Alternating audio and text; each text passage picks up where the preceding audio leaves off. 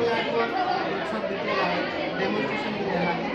तर त्या अनुषंगाने विद्यार्थ्यांना काय शिकलं याबद्दल आपण चर्चा करूया. आपल्यासोबत ताई होते जवळ कसं वाटलं तुला डेमॉन्स्ट्रेशन? काय काय गोष्टी शिकायला? छान वाटलं, कारण आतापर्यंत याबद्दल काही माहितीच नव्हती, त्यामुळे हे खूप आवडलं.